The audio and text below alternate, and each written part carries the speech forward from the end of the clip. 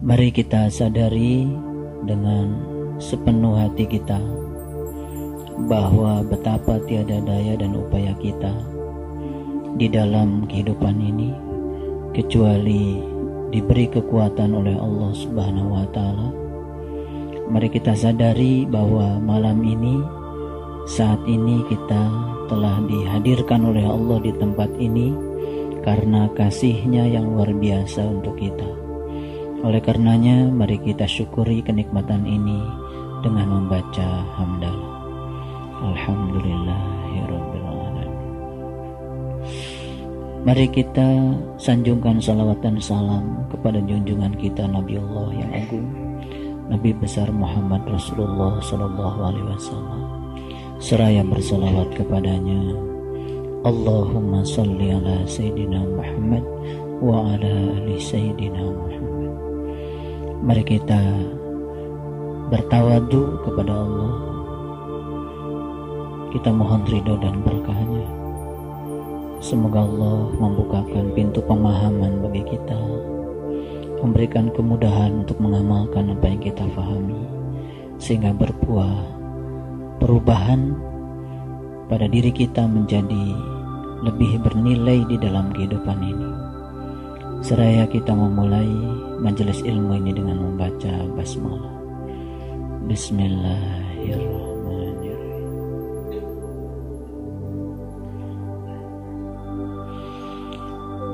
Pada malam yang mulia ini, saya akan mengajak kita untuk melakukan sebuah revolusi berpikir. Saya akan mengajukan beberapa pertanyaan sederhana, dan saya mohon semuanya menjawab pertanyaan-pertanyaan ini dengan kejujuran,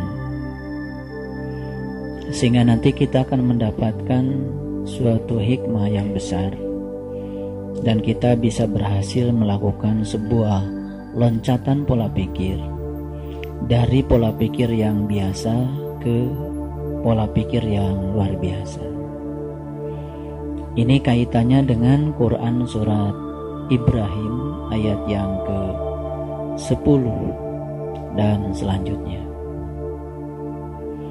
3 pertanyaan mendasar yang harus dijawab pada permulaan kajian ini.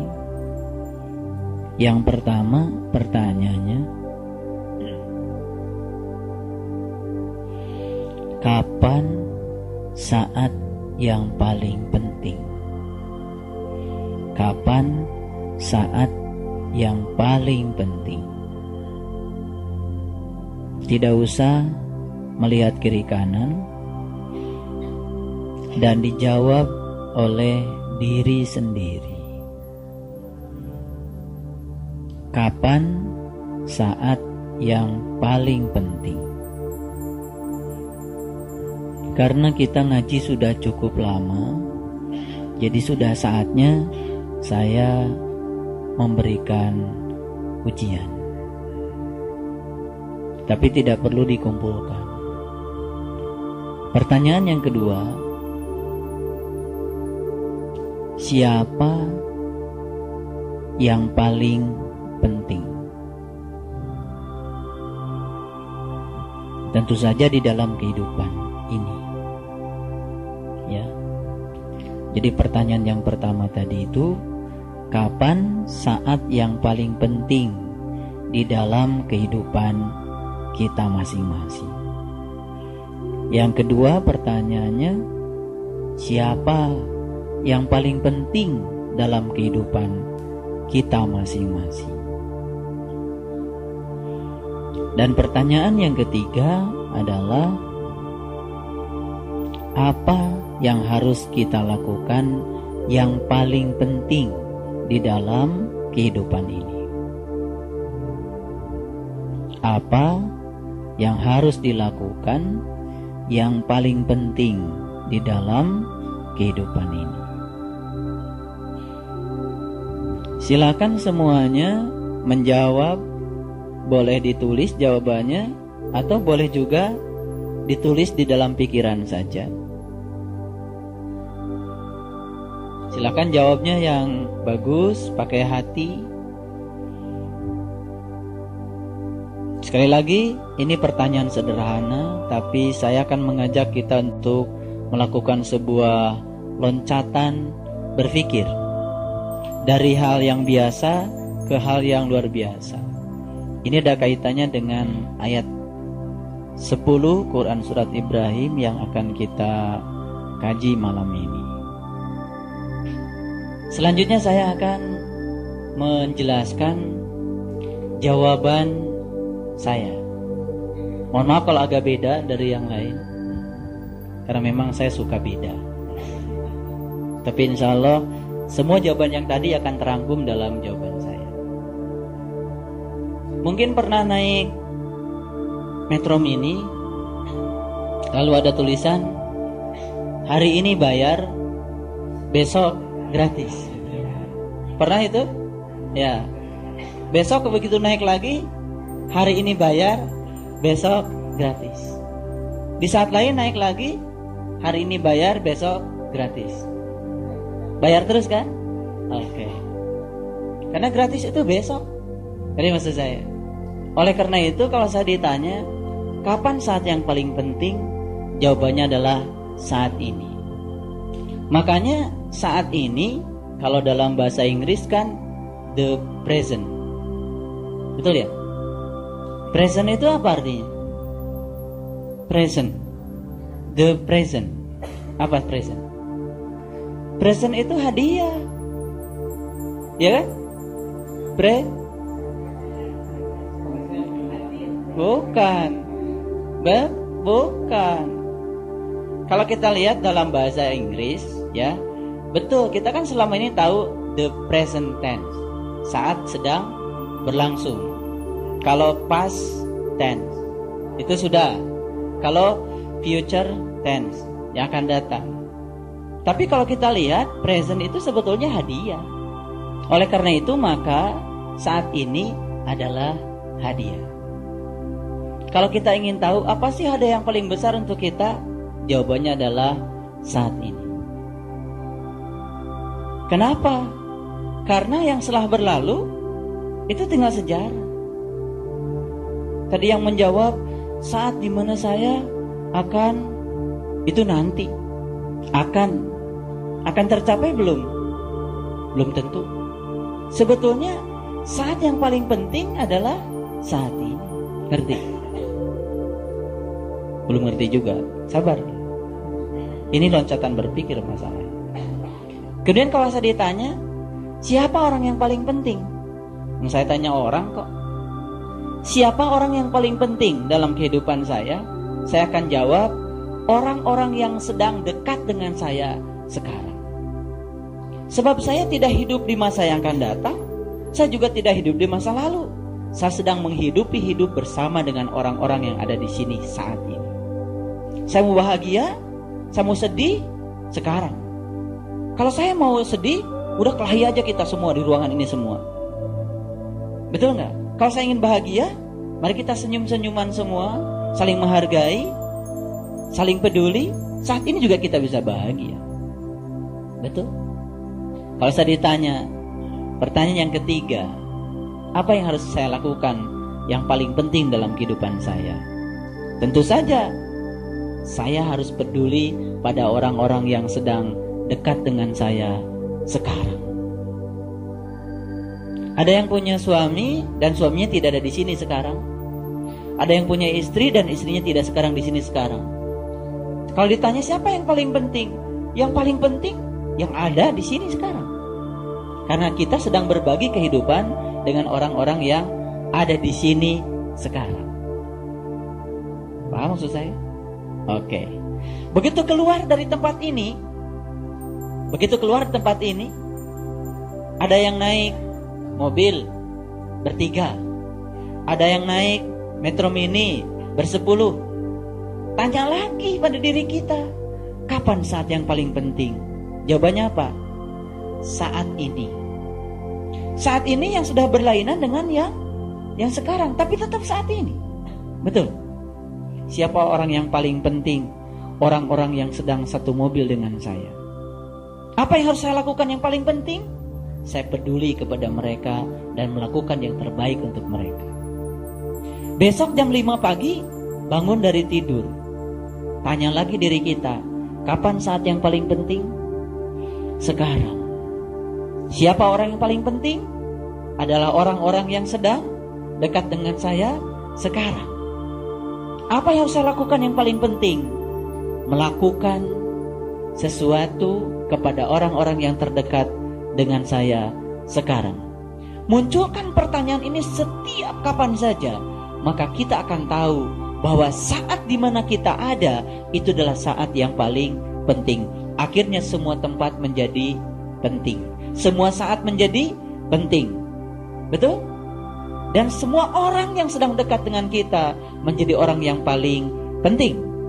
Dan akhirnya semua kita akan melakukan hal yang penting dalam hidup kita, maka kita insya Allah akan menjadi orang yang penting.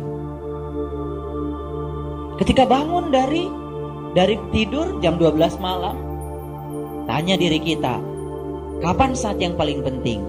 Sekarang. Ketika kita memunculkan pertanyaan ini setiap saat, kapan saat yang paling penting? Beranikah kita menyia-nyiakan waktu?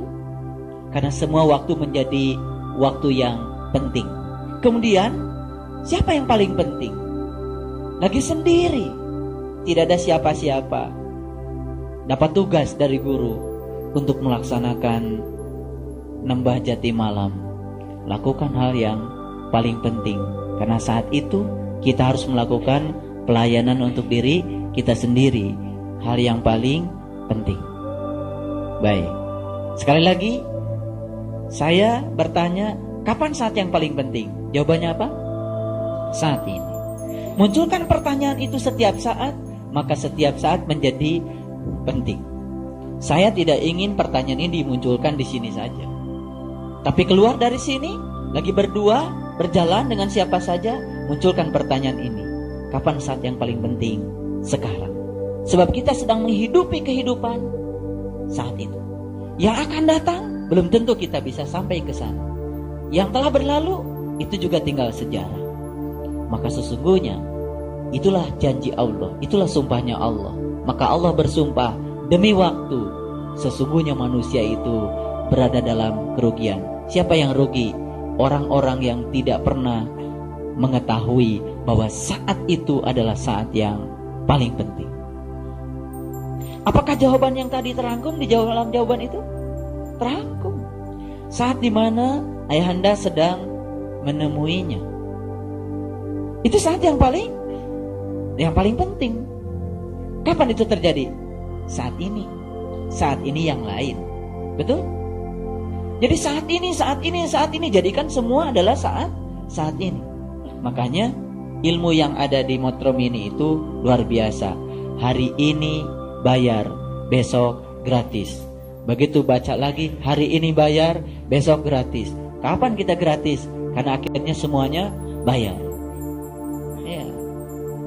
Makanya supir Metro Mini itu kan bakal duluan masuk surga.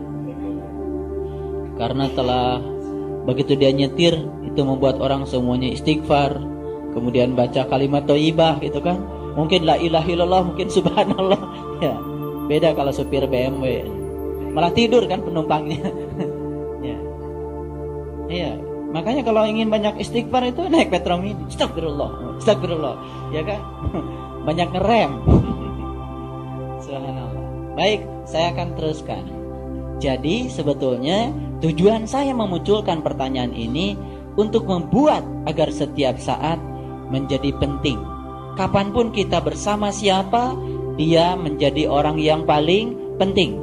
Kapanpun, dimanapun, dengan siapapun, kita akan selalu melakukan tindakan yang paling penting untuk mereka. Memberikan pelayanan, kemudian kita memberikan senyum, membahagiakan mereka, di situ letaknya kebahagiaan. Sampai di sini bisa memahami. Baik. Bagaimana supaya kita setiap saat itu bisa menjawab 3 pertanyaan tadi?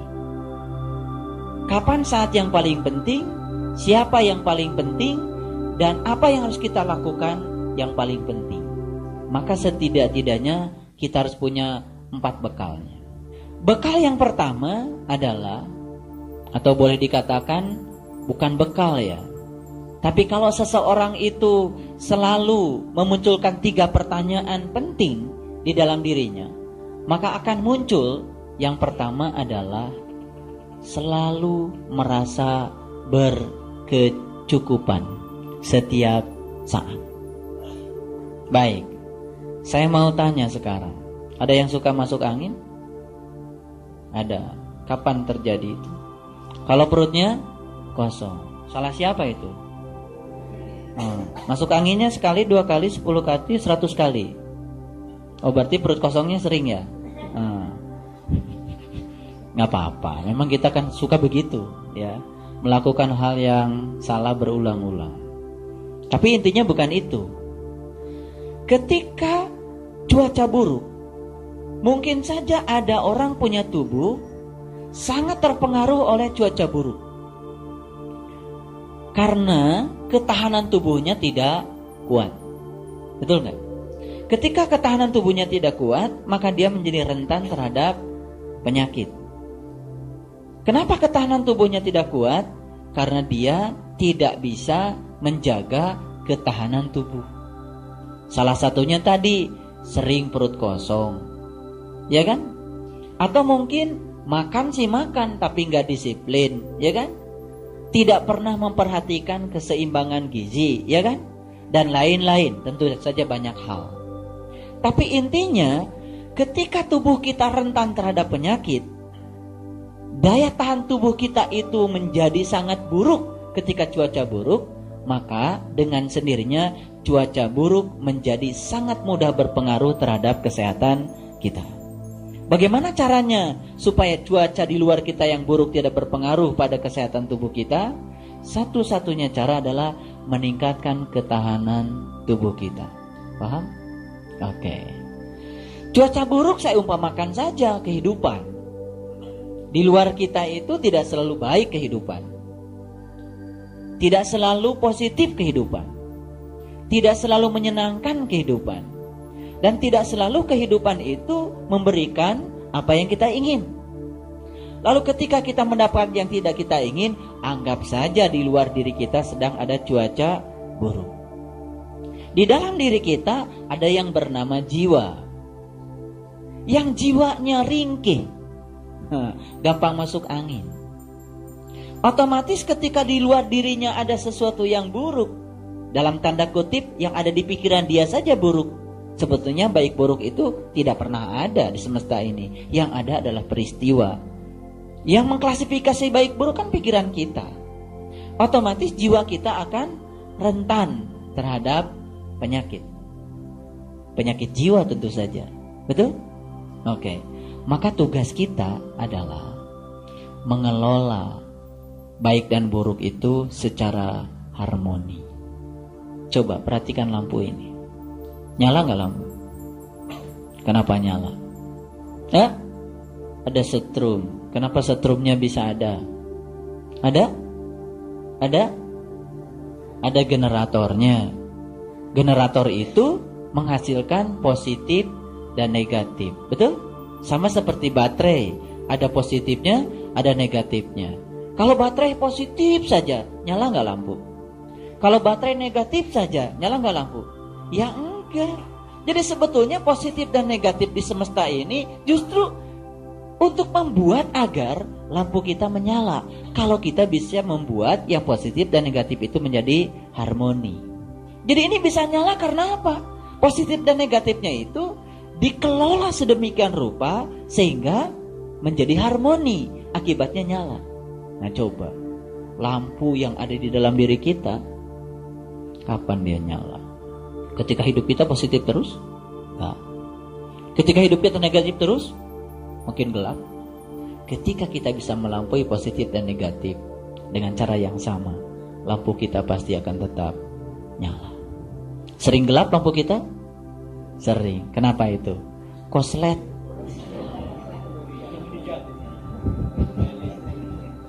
Koslet. Negatif doang gitu ya. Nah, jadi makanya itu. Jadi sebetulnya kita itu tidak perlu kaget Kalau dalam hidup ada positif dan ada negatif. Sebab itu bisa membuat lampu kita menjadi nyala. Sabar kita itu bisa menjadi naik kalau ada ujian.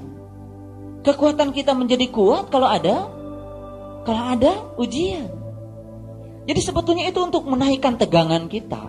Kalau tegangannya tinggi kan lampu nyalanya juga jadi bagus. Betul nggak? Jadi perlu sebetulnya kita itu melihat kehidupan itu dua-duanya, positif dan negatif.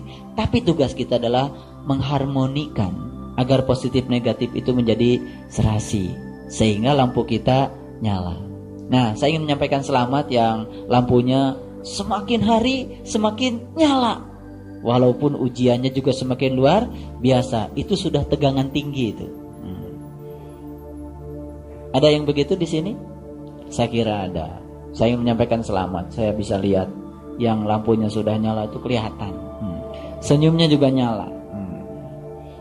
Kelihatan. Ketawanya juga bahagia, ikhlas. Ya, tidak 2 cm kiri 2 cm kanan. Pokoknya apa adanya. Ikhlas. Nah, ketika kita itu bisa memunculkan 3 pertanyaan penting setiap saat, maka yang pertama yang akan kita dapat adalah kita akan merasa berkecukupan setiap saat. Kapan nih kita bisa merasa berkecukupan? Ketika tidak punya lagi keinginan untuk lebih dari yang lain. Ketika kita masih merasa saya ingin lebih dari tetangga saya ingin lebih dari teman sekantor saya ingin lebih dari komunitas saya. Perasaan lebih itu sesungguhnya sering menyiksa kita, sehingga kita sering bekerja dan bersaing untuk menjadi yang lebih dari yang lain.